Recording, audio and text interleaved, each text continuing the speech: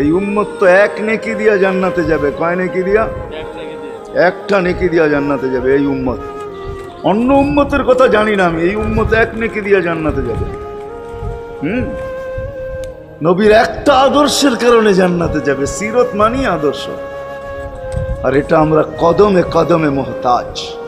কেননা এই ছোট জীবনটা যদি গ্রহণযোগ্যতা পর্যন্ত পৌঁছাইতে হয় আল্লাহর কাছে, চাই নারী হই, চাই যুবক হই, চাই বৃদ্ধ হই, যেই মানুষই হই না কেন, যেখানেরই হই না কেন, যেই বাসারই হই না কেন, যেই বর্ণেরই হই না কেন, যেই পেশারই হই না কেন, যেই সোসাইটিরই হই না কেন, এই জীবনটাকে যদি গ্রহণযোগ্যতা পর্যন্ত পৌঁছাইতে হয় কার কাছে? দুনিয়া আলাদের কাছে না, মালিকের কাছে, যিনি এক ফোঁটা পানির থেকে অস্তিত্ব দিয়েছেন, যার কাছে আবার আমাদেরকে ফিরা যেতে হবে। পালানের কোনো সুযোগ নাই। এই জন্যই কোরআন আমাদেরকে বোঝায় আইনাল মাফার। আল্লাহ বলতেছে কোথায় ভাগবে তুমি, বলো কোথায় ভাগবে?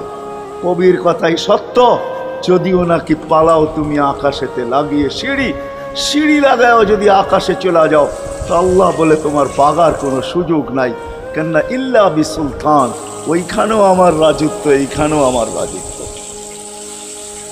ডাইনো আমার রাজত্ব, বামে আগে পিছে উপরে নিচে সর্বত্র আমার রাজত্ব। আমার রাজত্বের বাহিরে যাওয়ার ক্ষমতা তোমাদের নাই। দ্বিতীয় কথা এটো, আইনা আনা মাআকুম আইনা মা কুনতুম, যেখানে যাবে ওইখানে আমি সঙ্গে থাকবো, আমাকে দূর করতে পারবে না। যদি করো তাহলে তুমি থাকবে না, তোমার অস্তিত্বই থাকবে না।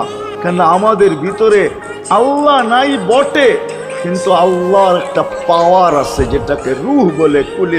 কুলির রূহ মিন আমরি রব্বি, আল্লাহর একটা পাওয়ার,